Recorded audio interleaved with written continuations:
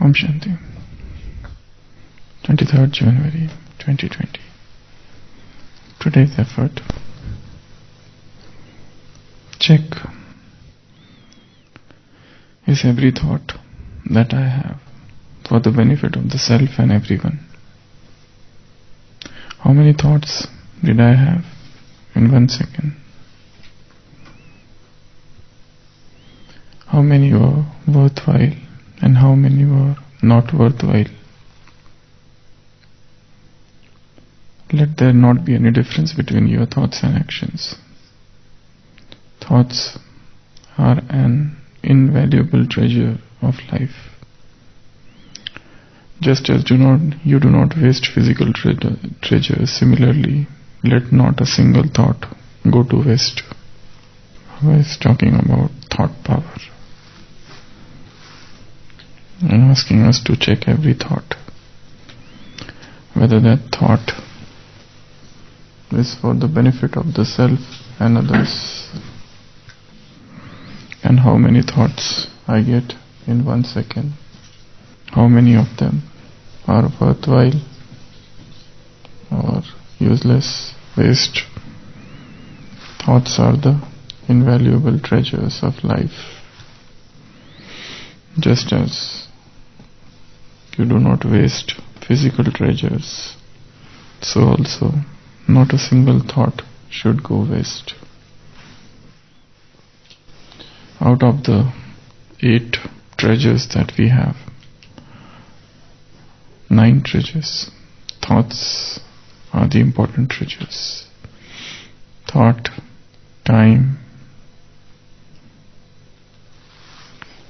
words,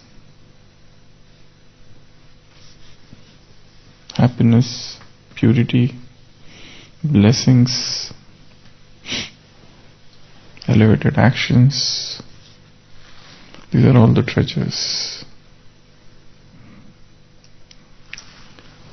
So Baba is asking, whatever thoughts that you have, is it for the benefit of the self and others? Is it worthwhile or is it not worthwhile? Check how many thoughts you get in 1 second. When one is excited, when one is confused, when one is in the stage of passion, thoughts increase. And when one is calm, thoughts are less. In the excited stage of the mind, in the agitated stage of the mind, you cannot take any proper decision. The mind is confused. Only when the mind is calm, then only whatever you do will be useful for yourself and others. And when the mind is agitated, excited, restless, filled with lot of waste thoughts about situations, you can't take any decision. Or whatever you think, whatever you do, everything goes waste. What people do is, one is here and this is the situation. Suppose this is a very negative situation that has come in front of us suddenly. So what a man does, what a person does is, keep on thinking about how to solve this.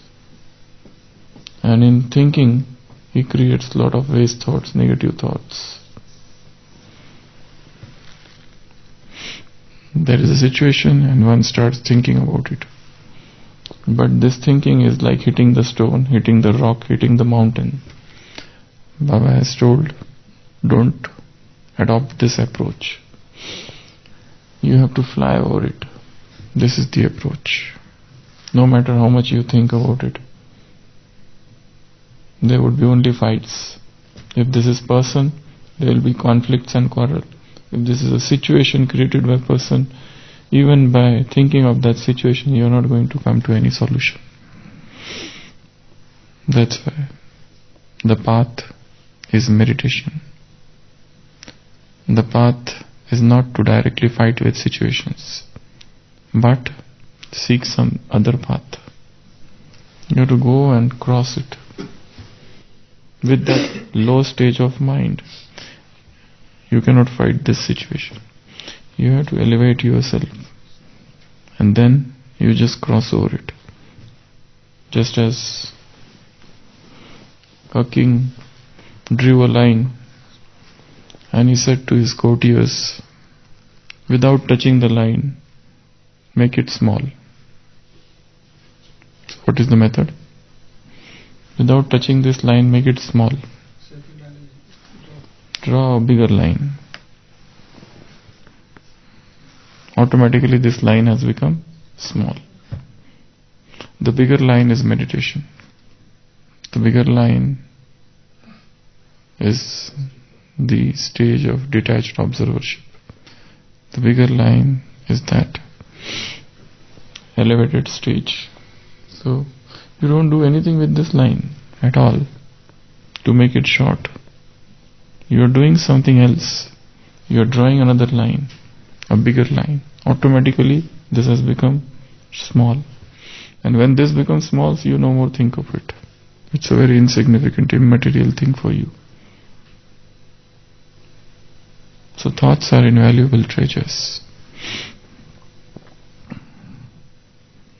But most of the time we are sitting and thinking about the situations or persons, those who are creating disturbances. But by thinking of persons and situations, we are in fact giving all our energy to that situation, and the situation is becoming all the more strong. That's why the path is not to directly fight with the situation or persons. The path is something else. The Baba is telling, check whether your thoughts are for self or for others, worthwhile or not worthwhile. Whatever I am thinking, what is it helping me? Probably not. And if you want to achieve something in life, you have to give up many things. If you want to progress in the life of spirituality, you will have to give up many things. 1,000 things at least. If you want to progress in worldly life, the worldly person give up spiritual things.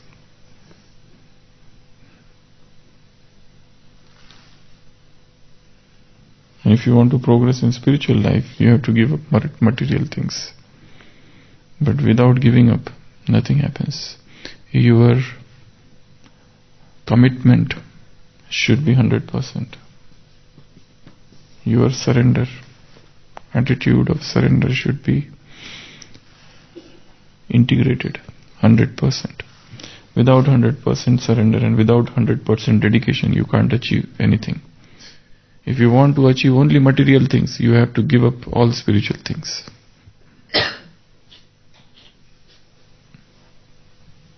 And if you want to achieve something which is spiritual, then also the commitment has to be 100%.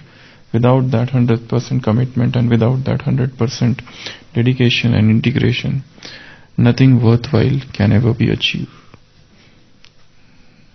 Because every success demands dedication. Without this dedication, nothing happens.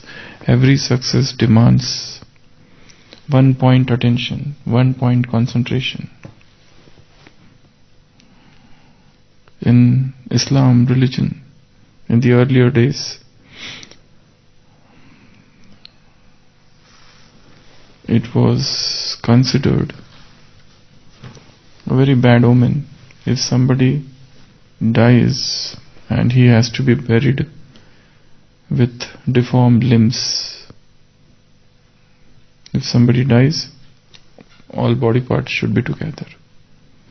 For example, in Indian philosophy, for example, in Yajna, they used to do sacrifice animals. But if the animal has got defective part, it is not accepted. Everywhere, the dedication, if you study all the different religions and different scriptures, everywhere it is shown that God accepts everything which is full, and everything which is defective is not accepted. So they are talking about gross things, but it is not about gross.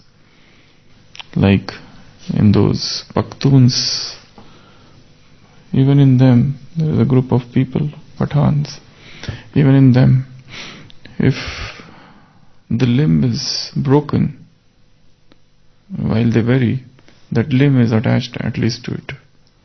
So whether in front of God or when somebody dies or in yajna, everywhere the sacrifice has to be complete. Without that complete sacrifice, it is not accepted. In the similar manner. But they have taught about gross. It is not about gross. It's about mind. A mind which is split cannot achieve success. A mind which is divided cannot achieve success. For any success, spiritual, material or anything, mind has to be integrated, completely one. And for going towards one, you have to give up at least 1,000 things. If one wants to progress in spirituality really, definitely, in the real sense, he will have to definitely give up at least 1,000 things. 1,000 worldly desires. 1,000 desires for worldly company and worldly enjoyments. Without complete dedication, without complete devotion, without complete integrated surrender, nothing of spirituality can ever be achieved. That's why Baba is saying thought is an invaluable treasure. And if I keep on wasting my time and thought in thinking about those things which I cannot change, it is just like hitting the mountain. This is a mountain.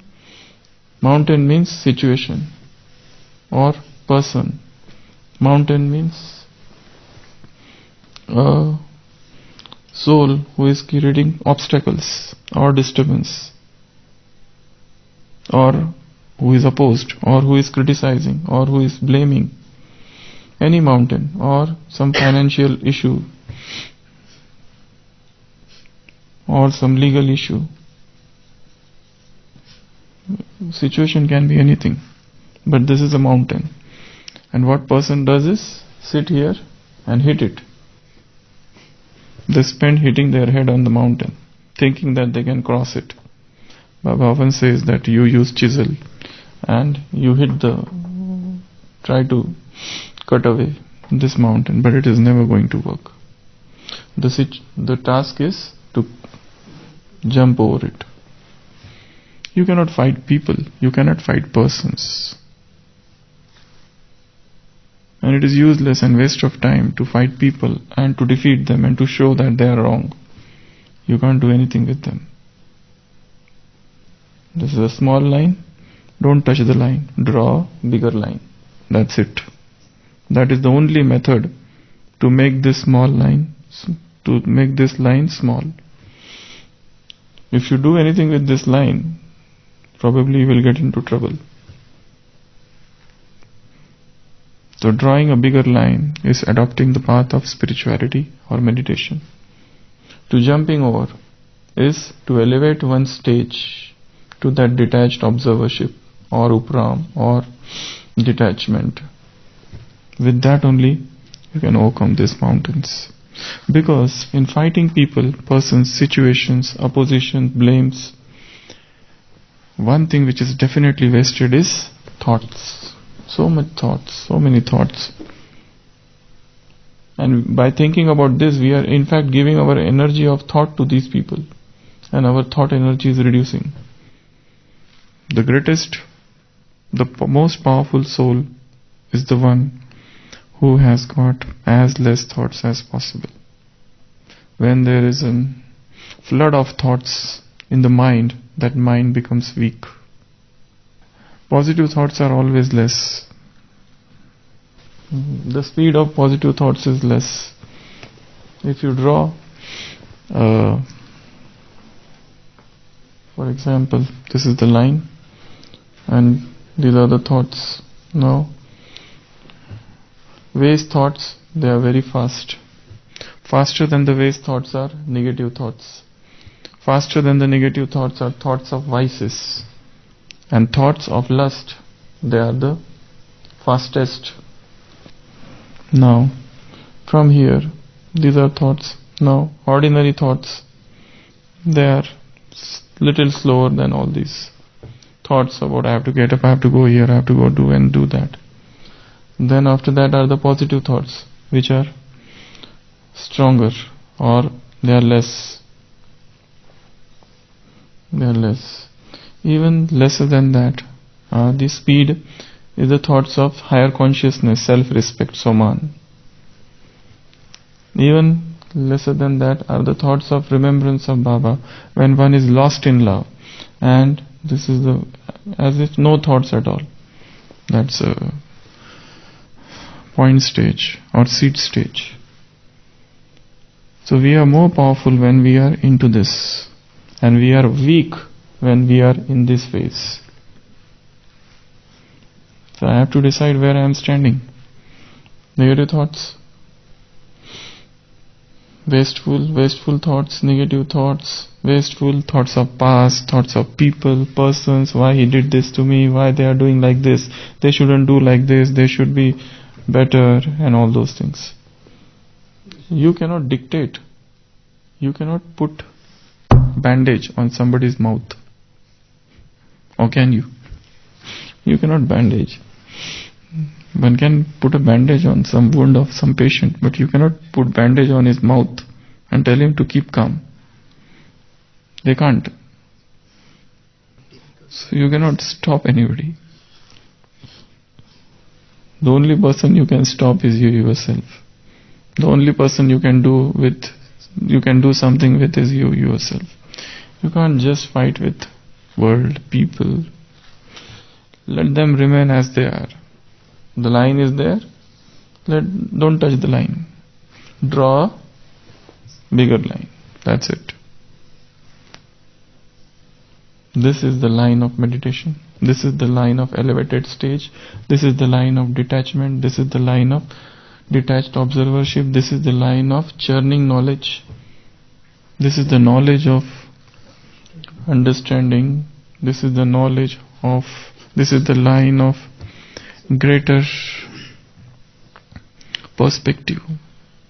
And when you reach that, everything appears small.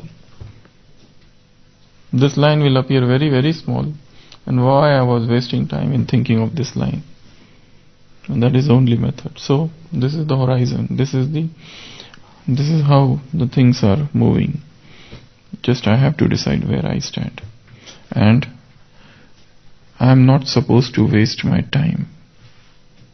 Waste my energy, thought energy. Thought energy is the greatest energy in the world. Baba has said in multiple Murlis, the greatest arrow of Maya, the greatest arrow with which Maya defeats a yogi soul is waste thoughts. They are not having thoughts of vices. They are not having thoughts of lust. But they are having waste thoughts. And that is the greatest arrow of Maya. Maya hits the yogi souls with these waste thoughts. And when thoughts are wasted, you become weak. Weak thoughts creates a weak personality. Weak thoughts create a weak world within. And you cannot fight. You cannot go ahead in this Brahmin life with weak personalities. How much strong one is from within. How much one can withstand all the oppositions. If you look the life of Brahma, he himself, he had the greatest opposition ever. And there was no support from anybody. Or did he have from any worldly soul? No, nothing. Everybody was opposing. There was a great criticism. But he was above everything. That's what we have to do. As I said, there was a newspaper, Sindh Observer, English newspaper, that said this Brahma is practicing lechery. Lechery means sensuality, lustfulness. And sorcery.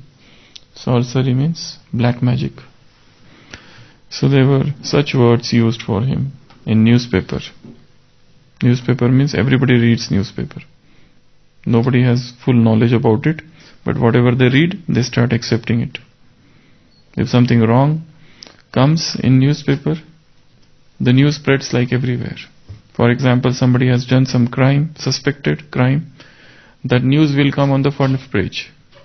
And after 10 days, when it is proven that he is not the criminal, and that news will come on the last page in a very small line. That he is proven innocent. That news will be in the last page or third or fourth page. The sensational news would be that he is the suspected criminal. These are the ways of the world. So, let whatever happens in the world, we are not here to waste our thoughts on worldly nonsense. And remember one more thing, public memory is short. Today they blame, tomorrow they will praise. Today they praise and tomorrow they will blame. Which is that one line which shows where sorrow and happiness both are included. There is one line where if a happy man reads it, he will become sorrowful. And if a sorrowful man reads it, he will become happy. Yeah, even this will pass away. Even this will pass away. If a happy man will reads this, he will become unhappy, because his happiness is not going to stay. If a sorrowful, unhappy man reads this, his unhappiness cannot remain, because even this will pass away. This is a very beautiful line where both things are included. So, today's effort, check. Is every thought that I have for the benefit of the self and everyone? How many thoughts did I have in 1 second? What is the speed of the thoughts? How fast? And when you have very fast thoughts, can you sit in yoga? No, you can't. Can you sit and listen to some gyan things? No, not possible. Let there be not difference in between your thoughts and actions. Your thoughts are the valuable treasures of life. Just as you do not waste physical treasures, similarly, let not a single thought go to waste. Baba says not a single thought should be wasted. So we have to see our thoughts. And if they are waste, if they are negative, what is the cause? Remove the cause. Om Shanti.